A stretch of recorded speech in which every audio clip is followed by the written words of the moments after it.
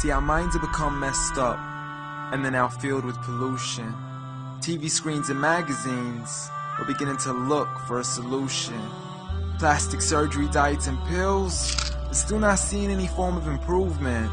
We've stacked up all these dollar bills, but still not sure what to do with them. We began to chase women and fornication to the point our girls don't even know whose baby she's carrying.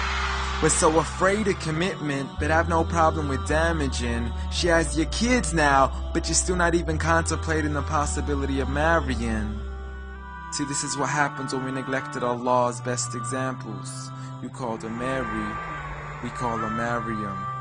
A woman who was perfect since birth, the best to walk the skies and the best to walk the surfaces of earth. The most exalted of all women, that's why she was dedicated an entire chapter in the Holy Quran, the final revelation in which there'll be none after.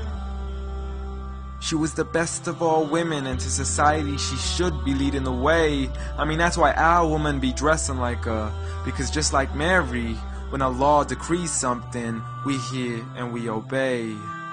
See, Mary used to cover up. Despite everything they used to say, she would hide in hibernation, and to Allah she would pray. And when she was visited by angels in the form of men, she said, if you fear Allah, you would go away, because in the presence of men, she would not stay. But anyways, today we're taught to be against segregation, before in support of all forms of liberation. To free yourself from the clothes that only lead to your degradation.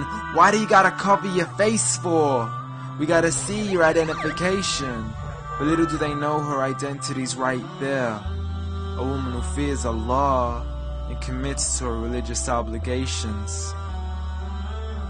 See, I respect all women too, because that's what my religion teaches. To lower your gaze when you're walking, there's no need to check out every second woman's features. There's no need to even shake another woman's hand, because in reality, there's only one reason why a guy would be pleased to meet you. And you could go ahead and deny it, but don't blame me for stating the obvious. When the pornographic industry is worth billions, you still don't see where the problem is? Sex is embedded into society to the point we'll exploit it to merely sell a car. So you can act like this is all new to you, but you know for a fact how innocent we really are.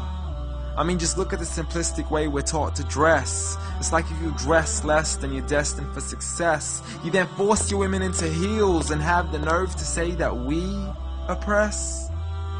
You got it to dress up tightly, like it's an opportunity. But every time we lose our minds, it's like, see what these ladies do to me? But I'm not blaming it on the women, because we too have responsibility. Prophet Muhammad ﷺ said, the best of men is he who is best in his character, and the best of them is he who is best to his lady after he married her. He was the best to his wives. I mean, just take a look at Aisha. He compete with her in races and smile just to make her happier.